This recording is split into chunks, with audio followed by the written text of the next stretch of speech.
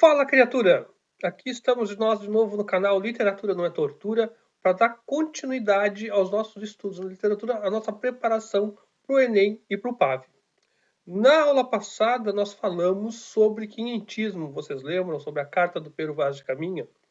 Eu duvido que algum de vocês, como estavam meio do que dormindo, tenham se dado conta que lá, junto ao vídeo depois, tinha a questão do Enem. A questão de 2013 que fala sobre a carta do Pero Vaz de Caminha. Uma das poucas vezes em que apareceu a questão na prova do Enem. Como vocês podem ver, tem um trecho da carta e logo em seguida a pergunta. O que esse trecho enfatiza?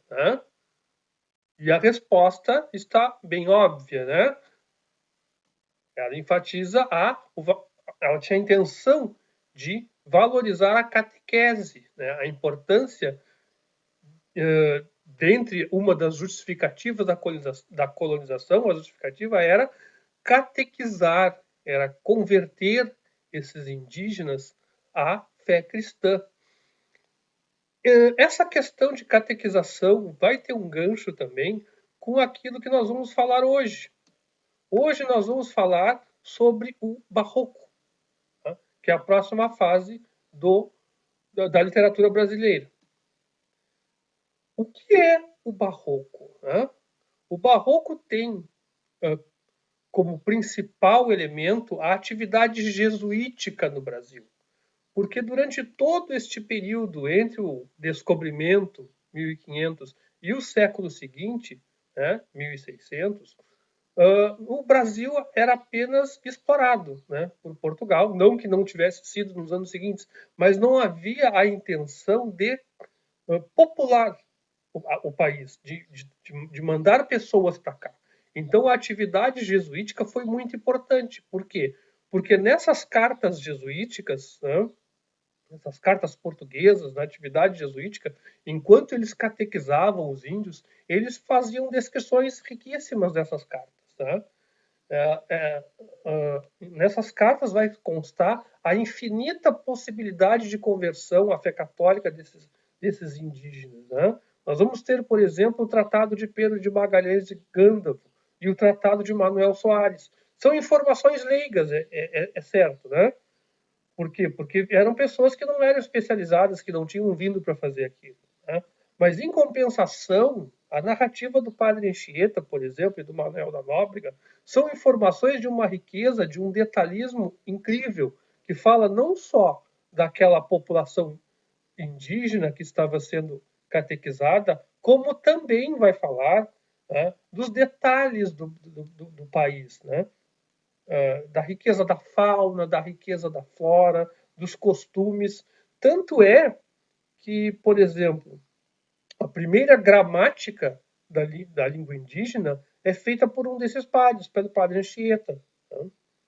Então, para vocês verem, ao mesmo tempo que há uma violência na catequização, não violência física, mas violência moral, violência cultural, porque de uma hora para outra aquele povo passou a acreditar que tudo aquilo que eles acreditavam era coisa do demônio, por exemplo, e que eles deveriam se converter a uma outra fé, com um outro Deus, digamos assim, que eles sequer conheciam, que eles sequer tinham uma afinidade com ele.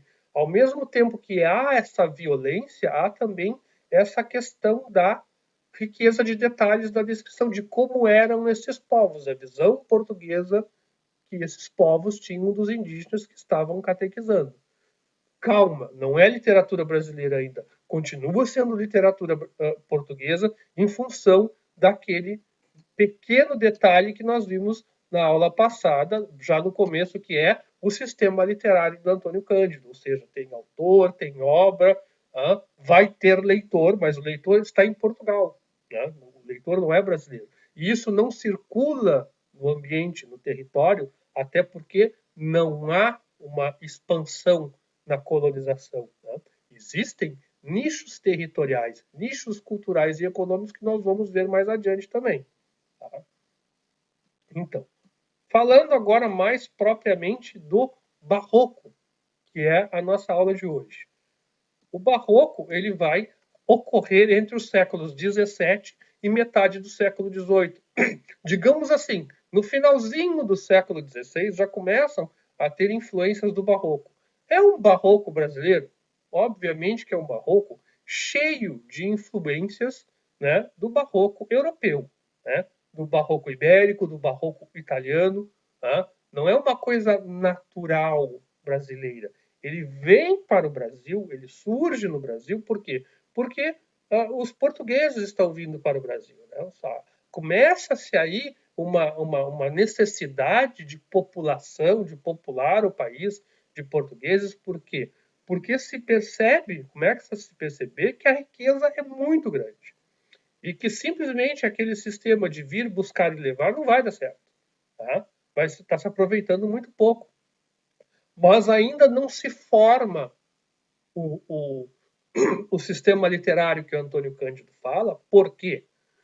Porque surgem os chamados nichos econômicos e culturais. O que é isso? Eu juro que eu tentei achar uma imagem que possibilitasse representar esses nichos, mas não achei. Né? E como eu sou péssimo em fazer desenho, imagine o que ia sair. Nicho econômico e cultural são pequenos lugares, pequenas regiões onde há um interesse cultural, onde há uma exploração econômica, formam-se grupamentos populacionais, mas não há intercâmbio entre esses locais, esses nichos. Por exemplo, enquanto numa região se plantava, por exemplo, se extraía ainda o pau-brasil, se tratava só de extrair as coisas naturais, em outra já se estava plantando cana, por exemplo.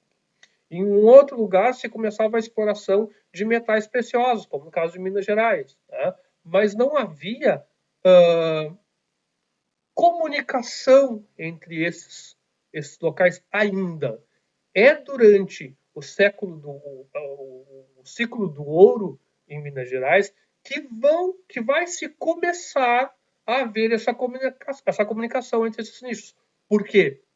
Porque há necessidade de levar o ouro extraído até o porto para mandar para Portugal. Então vai se começará a buscar caminhos, a se criar caminhos para se chegar até o mar. Você sabe que Minas Gerais não tem mar, né? Então teria que chegar até algum lugar, ou até Salvador, ou até São Paulo, ou até o Espírito Santo, para se transportar esse ouro até Portugal. Tá? Quais são as características do barroco? Tá? O barroco ele vai ser uma das principais características desse período é a linguagem rebuscada. Tá? O uso de figuras de linguagem, como metáfora, antítese, paradoxo, sinestesia. Há a antítese entre o sagrado e o profano. Por quê? Porque ao mesmo tempo que o barroco vai tratar de questões usuais, de coisas do dia a dia, de questões políticas, né? Nós já vamos ver quem são os autores, ele também vai tratar das coisas da alma, né? Porque ainda há muita influência das cartas jesuíticas, da literatura produzida por jesuítas. Por exemplo, né? E aí nos surge uma questão, né? Todo ano surge essa questão. Quem é o marco do barroco? Vai ser o padre Antônio Vieira ou vai ser o Bento Teixeira? O padre Antônio Vieira, ele tinha sermões, ele fazia sermões mesmo. Né? Por quê?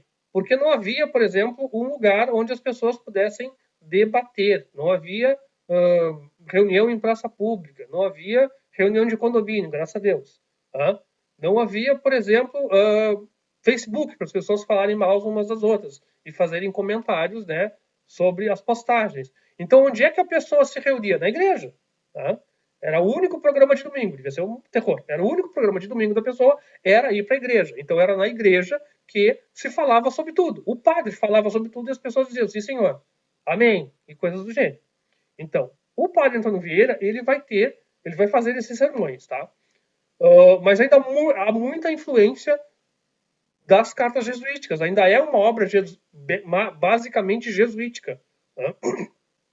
Então, Bento Teixeira é quem vai romper com isso e que vai fazer algo diferente, vai fazer algo exclusivamente literário. Tem conotação política, tem conotação social? Tem, mas é um poema épico, né? A chamada prosopopeia, tá? Que é dirigido ao terceiro donatário da capitania de Pernambuco, José Dalberto Coelho, né? Ou seja, uma puxa-saquice de 96 estrofes, que ele está exaltando a figura da criatura. Né? Não valia o que comia a criatura, mas tudo bem, não interessa. Tá? Então, o que é prosopopeia, para começar? Prosopopeia, além de ser o nome lindo, vou botar no primeiro filho que vocês vão ter, tá? Também é a personificação de uma coisa inanimada, né, com um sentimento humano. Por exemplo, a Amazônia chora. Vocês viram a Amazônia chorar? Não, não tem como ela chorar. É uma personificação. Quer dizer que a Amazônia, que o bioma está sendo destruído, que está triste, e faz tempo. Tá? Então, isso é prosopopeia, né? A obra de Bento Teixeira. Né? Padre Antônio Vieira. Por que da importância, como eu disse? São sermões jesuítas, são cartas. Né? Nós vamos ter, dentre, são vários sermões, né? Mas os mais falados, os mais comentados, os mais importantes, os que geralmente, os que caíram no Enem, a não ser que eles queiram me sacanear esse ano e coloquem outro, são, por exemplo, o Sermão da Sexagésima, que é sobre a arte de pregar, o Sermão de Santo Antônio aos Peixes, contra a escravidão indígena. Ah, como ele é bonzinho, ele era contra a escravidão indígena. Era desde 1537, por exemplo.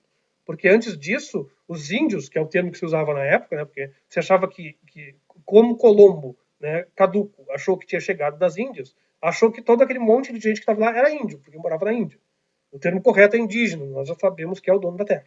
Então, somente a partir de 1537, o Papa Paulo III vai dizer que os homens, que os índios são homens capazes de compreender a fé em Cristo. Ou seja, vai lhes conceder o direito à alma. Até então, índio nem gente era.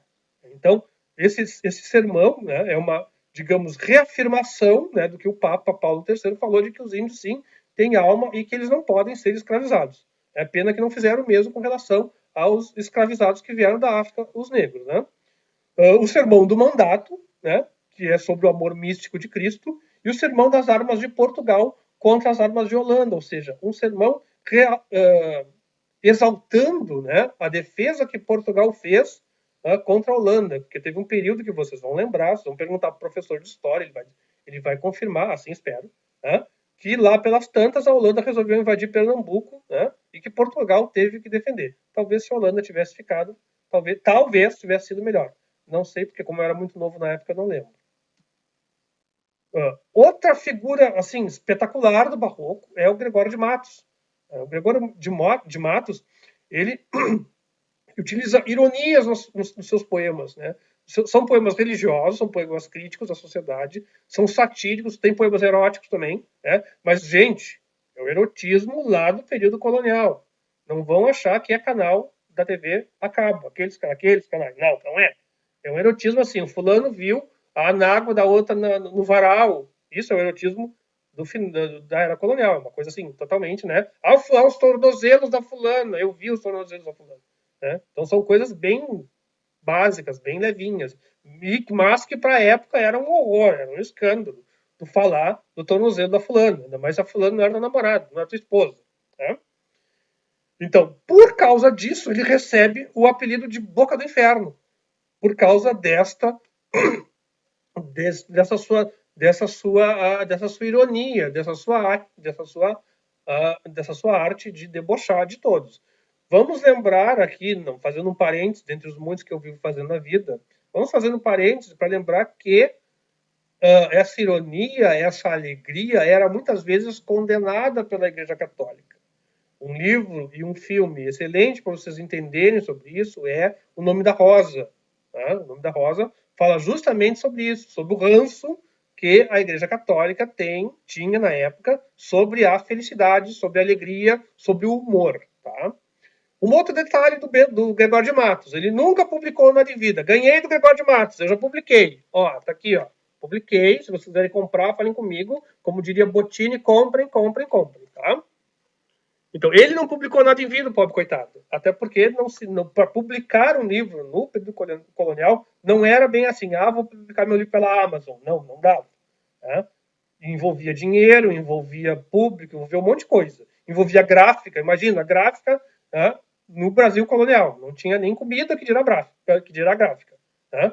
Então, o Gregório de Matos, ele vai entrar em choque com essa sociedade baiana e política da época. E com a igreja também, justamente por causa desse espírito rebelde que ele tinha. Né?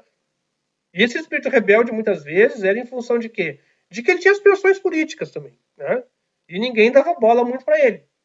Ele não estava, digamos assim, do lado da elite, dos políticos da época, ali, daquele pessoal que governava a capitania, então ele não tinha muitos favores. Né? Ele vai ser condenado pela Inquisição, justamente, né, por causa desse humor todo, em 1694, vai ser condenado a uma pena que se chama degredo, ou seja, o que é? Tu vai ser exilado em algum lugar e não podes voltar nunca mais para cá. Então ele vai para Angola e lá ele fica. Né? Outros autores do Barroco, a título de conhecimento, se vocês quiserem procurar, o tio Google é fantástico. Tu procura a criatura, tu tem até, né, o nome de solteiro da mãe dele. Eu tenho depois algumas obras ali, que eu vou colocar o link no final desse vídeo, né, para vocês irem até o Drive e baixar se quiserem para ler, de algumas obras desse período. O Botelho de Oliveira, por exemplo, ele tem um livro chamado Música do Parnaso, foi publicado em Portugal em 1705. Ou seja, tudo era publicado em Portugal. Tudo. Por quê? Porque no Brasil não tinha público para ler. A maioria, todo mundo era analfabeto. Né? Não só, às vezes, quem vinha para cá, como quem já estava aqui. Lembrem-se que a população indígena, né, é uma população cuja cultura, cuja a língua é uma língua ágrafa. Eles não escreviam, eles não anotavam. Tudo era uma transmissão oral. Né? Só lá o padre Anchieta que fez a primeira gramática, lembra? Não serviu para nada, porque os nem deram bola para ele. E os portugueses muito menos. Outro que publicou também no Barroco foi o Frei Itaparica, também conhecido como Frei Manuel de Santa Maria. Ele vai publicar os Eustáquios, que são poemas, um poema sacro e tragicômico. Tá? E um detalhe, as primeiras academias barrocas, né, que falaram sobre isso, né, academia, né, é jeito de falar, é umas reuniõezinhas que as pessoas faziam para falar de si mesmo e de seus poemas. Até parece a ABL, mas tudo bem. Então, essas primeiras academias, elas simplesmente repetiram esses motivos e essas formas que o barroco, né, da Península Ibérica e do italiano fizeram. Foi só uma cópia. E lembre-se de uma coisa, quando a gente fala em barroco, a primeira coisa que vem à cabeça é a escultura do Aleijadinho. Né? Então, aquilo também, né, embora seja uma coisa linda, maravilhosa, ela só repete essas formas que já eram conhecidas na Europa. Né? Era uma eurocentrização assim, totalmente dominante. Digamos assim, a Europa, na época, era o que são os Estados Unidos hoje. Mas isso é questão do professor de geografia e nós não vamos entrar nisso porque não nos vai surtir efeito e vocês vão ficar mais confusos do que já estão. Bom, gente, por hoje é isso, né? O Barroco é mais ou menos isso. Tem muita coisa para a gente falar, a gente podia fazer aulas e aulas e aulas e aulas sobre o Barroco, mas não é a ideia. Né? Eu vou colocar no final ali na descrição do vídeo, eu vou colocar o link para os livros, né, as obras literárias, e vou colocar também as questões do Enem, essas que vocês não dão bola, né, que já caíram, sobre o Barroco. Tá, gente? Obrigado, até mais, até o próximo vídeo e não se esqueçam, se inscrevam lá no Literatura Não é Tortura, ativem o sininho para quando eu falar mais bobagem aqui, vocês tiverem acesso e virem me assistir. Obrigado, saudades de vocês, criaturas, até mais.